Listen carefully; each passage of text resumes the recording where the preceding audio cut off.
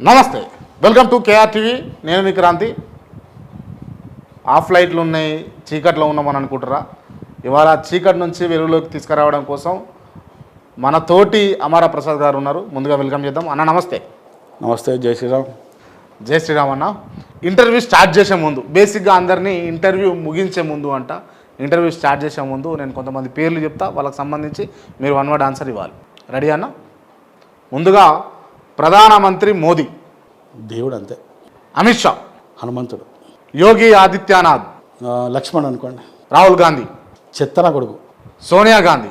ఈ దేశం నుంచి మిడబట్టుకొని గెంటేయాల్సిన మనుషులు వీళ్ళంతా. రేవంత్ రెడ్డి.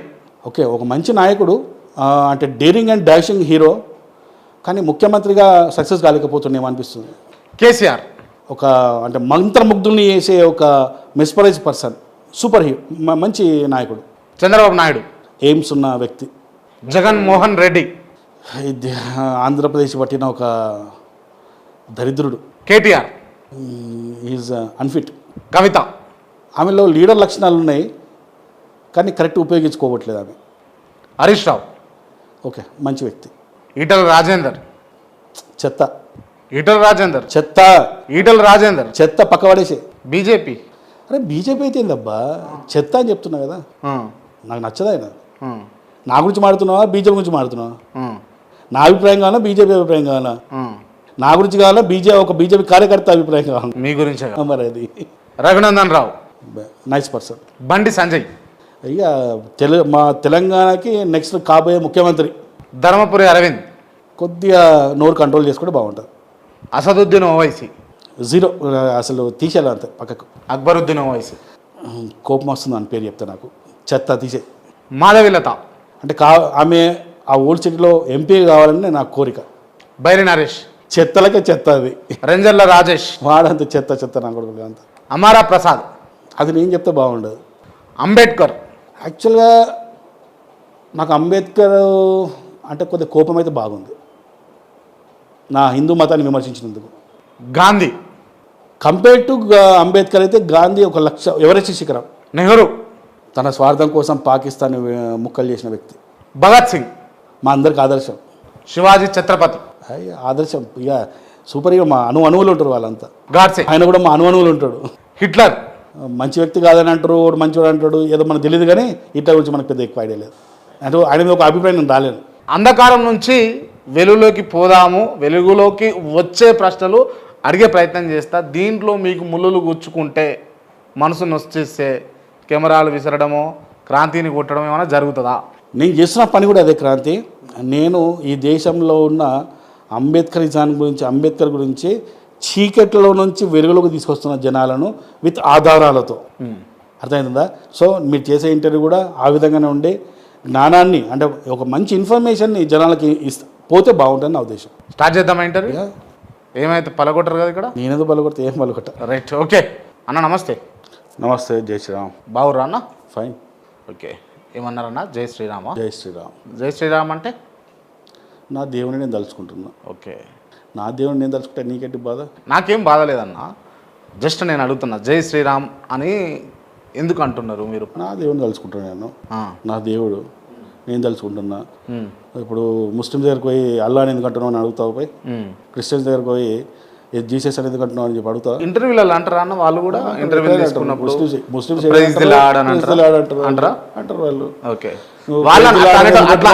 అట్లా అనేటోళ్ళని మీరు గౌరవిస్తారా? అది వాళ్ళ ఇష్టం. అది మీరు గౌరవిస్తారా అని అడుగుతున్నాను నేను గౌరవిస్తేంది, గౌరవించకపోతే అది వాళ్ళ ఇష్టం. అది మీరు గౌరవిస్తారా? అమారా ప్రసాద్ అనేటటువంటి వ్యక్తి ప్రైజ్ ద లార్డ్ అంటే గౌరవిస్తాడా? మేబీ గౌరవించవచ్చు, గౌరవించకపోవచ్చు. గౌరవిస్తాడా? గౌరవించవచ్చు, గౌరవించకపోవచ్చు. గౌరవిస్తాడా? చెప్తున్నా కదా. గౌరవించవచ్చు, గౌరవించకపోవచ్చు. సందర్భాన్ని బట్టి ఉండదు. సరే, సందర్భం ఏ సందర్భంలో గౌరవించో, ఏ సందర్భంలో గౌరవిస్తామన్నా? సమయం రావాలి కదా. అది సమయం వచ్చినప్పుడు చెప్తాం. అది అన్న కూర్చోబెట్టేసి ఇక్కడ కూర్చోబెట్టి గౌరవిస్తావా లేదా అంటే గౌరవించవచ్చు, గౌరవించకపోవచ్చు. రైట్, ఓకే అన్న. ఈ ఇంటర్వ్యూలో చాలా ఘాటైన ప్రశ్నలు ఉంటాయి, ఘాటుగా విమర్శలు ఎదుర్కోవాల్సి ఉంటుంది. ఏమన్నా కూలగొట్టి అంత చిందరవందర చేసి అయితే పోవు కదన్నా? అలాంటిది అయితే మీరు అడగండి. చేస్తారా ఫస్ట్ అష్యూరెన్స్ తీసుకొని మళ్ళీ, ఎందుకంటే బాగా ఖరీదైన కెమెరాలు కదా, పోతే పలగొట్టిపోతే ఏం లేదు చెప్పడగండి. పలగొట్టరు కదా. కాకపోతే నేనేం ఆలోచిస్తా అంటే మీ ఇంటర్వ్యూ చూసినప్పుడు మీ గొంతు కానీ మీరు అడిగే ప్రశ్నలు కానీ అన్నీ కూడా హిందుత్వం మీదనే ఉంటాయి తప్ప, అంటే మా హిందువులు అమాయకులు కాబట్టి వాళ్ళ మీద రెచ్చిపోతున్నావు అంతే తప్ప ఓ ముస్లింని కూర్చోబెట్టి అల్లా మీదనో ఓ క్రైస్తవుని కూర్చోబెట్టి బైబిల్ మీద అడిగే దమ్ము నీకు లేదు. నువ్వు పెద్ద పెద్ద మాటలు మాడతావు కానీ నీకు ఆ దమ్ము లేదు. నాకు లేదు. కేవలం ఏంటంటే మా అమాయకులు హిందువులు కాబట్టి మాదనర్స్ కానీ నీకు సమాధానం చెప్పడంలో మేమున్నాం, పర్లేదు అడుగు, నువ్వేమడుగుతావు. మీకు అసలు విషయం తెలియదు కానీ నేను పచ్చి హిందువునన్నా. పచ్చి ఉండుగా ఎండిపోయిండుగా నాకు ఎందుకు లేని పక్క పెట్టి కానీ ఇలాంటి మాటలు మేము నమ్మం. కానీ మ్యాటర్ సబ్జెక్ట్లకు రావాలి. నీ చాలా వీడియోలు చూసినాం కాబట్టి నీ కథ ఏందో మాకు తెలుసు కానీ బాగా కోపం వస్తుంది ఎందుకన్నా ఇంటర్వ్యూ స్టార్ట్ చేయకముందు. ఎగ్జాక్ట్లీ నీ క్యారెక్టర్ ఏందో మాకు తెలుసు కదా. ఏం తెలుసా నా క్యారెక్టర్ మీకు? చెప్పాను కదా, ఇంత ఎక్స్ప్లెనేషన్ ఇచ్చిన తర్వాత మళ్ళీ మొదటికి వచ్చినాం. మళ్ళీ అంటే మీరు ఒకటి అంటే don't judge the book by the cover అంటారు. నేను మొత్తం చేసినాం, ఇది ఫస్ట్ టైం కాదు మనం కూర్చోవడం. నీతో 2 ఇంటర్వ్యూలు అయినాయి. మరి అయినా కూడా ఎందుకు వచ్చారన్నా? అయినా కూడా ఎందుకు వచ్చారు చెప్పండి. నువ్వు అడిగే ప్రశ్న సమాధానం చెప్తే మనం వచ్చా. అంటే ఇప్పుడు నీతో నాకు వ్యక్తిగతంగా గొడవ లేదు నాకు నీతో, అవునా కదా. నువ్వు ఒక యాంకర్వి, నేను నన్ను ఇంటర్వ్యూ చేస్తున్నావు. సరే యాంకర్ అంటే మళ్ళీ నీకు తక్కువ అనిపిస్తుందేమో, నువ్వు ఒక ఇంటర్వ్యూ చేసే అతని ఒక ఛానల్, నేను సమాధానం చెప్తా. ఇప్పుడు నేను ప్రసాద్ భాయ్, నేను మీరు ఒకరి పేరు చెప్పండి, తప్పకుండా నేను వాళ్ళు ఇంటర్వ్యూ చేస్తాను. సరే ఇంటర్వ్యూ అయితే చెప్పండి, మీరు చెప్పండి ఎవరిని చేయాలి చెప్పండి. నా పేరు మీకు చెప్తే నాకు పిలిచారా లేకుంటే మీరు పిలిచారా? నన్ను ఎక్కడ చూసినా అమారా ప్రసాద్ పేరు అనిపిస్తుంది. అలాంటి వాళ్ళు కూడా ఉన్నారు చాలా మంది, ముస్లిమ్స్ కూడా చాలా మంది ఉన్నటువంటి వాళ్ళు, వాళ్ళని పిలవండి. మీకు పేర్లు తెలియనప్పుడు మేము పేర్లు చెప్తాంలే. తప్పకుండా ప్రసాద్ అన్న చెప్పింది కనుక ఎవరన్నా ముస్లింలు నేను అడిగే ప్రశ్నలకు సిద్ధంగా ఉంటే క్రిస్టియన్లు సైతం ముందుకు రారు. ఖచ్చితంగా నేను మిమ్మల్ని అడిగినట్టు వాళ్ళని కూడా అడిగి చూపిస్తాను. నిరూపించు ఫస్ట్, నిరూపించు. ఇదే మాట అంతకుముందు ఇంటర్వ్యూ ఛాలెంజ్ అన్న, ఇట్స్ ఛాలెంజ్. ఓకే, అప్పుడు నీ మీద గౌరవం వస్తుంది మాకు. రైట్, ఇప్పుడు కూడా గౌరవం పెట్టుకోరన్న, తప్పేం లేదు. సరే, అమారా ప్రసాద్ మాట్లాడేటటువంటి మాటలు చాలా నిరంకుశంగా అవగాహన లేకుండా మాట్లాడతాడు అని అంటే ఏమంటారు? ఉదాహరణ ఏదైనా ఉదాహరణ ఎందుకు? ప్రతి మాట మరి నాకు తెలియదు. మరి హిందూ సమాజం అయితే అట్లా ఇంతకు ఎవరు అనలే నాకు. ఓకే అన్న, ఎవరు అనలే? హిందూ నాతోనే ఎవరు అనలే. మిమ్మల్ని తిట్టేటోళ్ళు అంతవరకు యాంటీ హిందూస్. యాంటీ హిందూసా? యాంటీ హిందూస్ అంటే మిమ్మల్ని వ్యతిరేకించటోళ్ళా, వ్యతిరేకించే వాళ్ళు, మిమ్మల్ని వ్యతిరేకించటోళ్ళా, వ్యక్తిగతంగా మీ పదజాలాన్ని వ్యతిరేకించటోళ్ళా, మీ బిహేవియర్ని వ్యతిరేకించటోళ్ళా? పాయింట్ ఏంటంటే ఇక్కడ హిందుత్వాన్ని వ్యతిరేకించే వాళ్ళు నన్ను వ్యతిరేకిస్తారు. నేను చెప్తున్న కంటెంట్ ఏదైతే ఉందో ఆ కంటెంట్ నేను ఇంకోటి, హమారా ప్రసాద్ ఎప్పుడు కూడా ఏ రిఫరెన్స్ లేకుండా ఏది చెప్పడు, ప్రాణమైన చెప్పాడు. నేను సొల్లు వాగుడు చెప్పా, ఏదో బుర్ర కథలు చెప్పినట్టు నేను ఏది కూడా చెప్పా. నేను ఏది చెప్పినా ఒక రిఫరెన్స్ ఇస్తా, ఇట్లా వేస్తా. ఒక రిఫరెన్స్ ఒకటి కాదు, 2 కాదు, మాకు 2 ఇస్తా రిఫరెన్స్. ఏం చదివిస్తారు మీరు? రిఫరెన్స్ అదే ఇక్కడ నుండి తెస్తారు. పుస్తకాలు చదువుతాను నేను, బుక్స్ చదువుతా. ఎన్ని పుస్తకాలు చదివారు? మనకి ఏదైనా విషయం తెలియాలంటే 1000 పుస్తకాలు చదివారు మీరు? 1000 పుస్తకాలు అంటే ఏం లేదు, అట్లా 1000 అనే మాట ఏం లేదు. కానీ చదివిండొచ్చు ఒక 100, అట్లా 100 వరకు చదివిండొచ్చు. 100 పుస్తకాలు చదివారు. 100 పుస్తకాలు చదివినటువంటి అమార ప్రసాద్కు పూర్తి స్థాయి అవగాహన ఉంటుందా అంటారా? నా సబ్జెక్ట్లో నేను చదువుతాను, నేను తప్ప వేరే సబ్జెక్ట్ ముట్టాను కదా నేను. ఇప్పుడు నీ సబ్జెక్ట్ ఏంది నాది? ఎప్పుడైతే నేను అంబేద్కరిజం గురించి కానీ దీని గురించి మాట్లాడడం మొదలుపెట్టానో, అంబేద్కర్ గురించి చాలా పుస్తకాలు చదివాను నేను. అంబేద్కర్ రాసిన పుస్తకాలు చదివాను, బ్రిటిష్ వాళ్ళు అంబేద్కర్ మీద రాసిన పుస్తకాలు చదివాను, గవర్నమెంట్ ప్రింట్ చేసిన పుస్తకాలు చదివాను నేను. అర్థమవుతుందా? ఇలాంటి అథెంటికేట్గా ఏవైతే పుస్తకాలు ఉన్నాయో అవన్నీ చదివాను నేను. ఇప్పుడు అంబేద్కరిస్టులకు మీరు బాగా భద్రశత్రువు అయిపోయారు. దానికి కారణం ఏందో తెలుసా మీకు?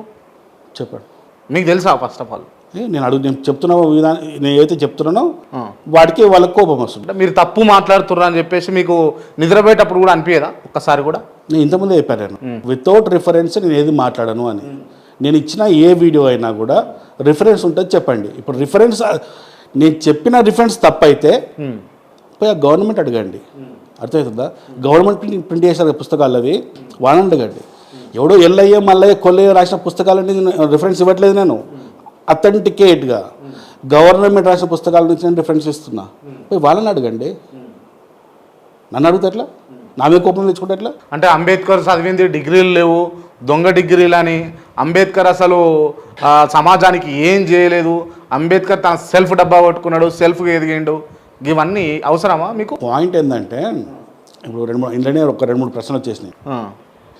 ఇప్పుడు ఏదైనా ఒక్కొక్క ప్రశ్న అడగండి, నేను సమాధానం చెప్తాను. అడగండి. ఇప్పుడు అంబేద్కర్ డిగ్రీలు దొంగ డిగ్రీలు అని మీరు అన్నారు కదా. ఇప్పుడు యాక్చువల్గా ఏమైపోయిందంటే సమాజంలో అంబేద్కరిస్టులు ఏమైపోతున్నారంటే, మీకు నేను ఒక ఎగ్జాంపుల్ కూడా చూపించామంటే చూపిస్తాను నేను. అంబేద్కర్ నిలబడి ఉంటుంది ఒక ఫోటో, పక్కన అన్ని డిగ్రీలు ఉంటాయి, వరుసగా డిగ్రీలు ఉంటాయి. చాలామంది నాకు అంబేద్కర్ క్వాలిఫికేషన్ మీద మాట్లాడినప్పుడు ఆ ఫోటో నాకు చాలామంది షేర్ చేశారు. నాకు ఆ షేర్ చేసే ముందు ఒక్కసారి కూడా దాన్ని ఎందుకు గమనించలేదు వాళ్ళు అనేది నాకు అర్థం కాదు. ఆ షేర్ చేసిన ఫోటో పక్కన డిగ్రీలు ఉంటాయి కదా, అన్నీ 2 సార్లు 3 సార్లు రిపీట్ అయిన డిగ్రీస్.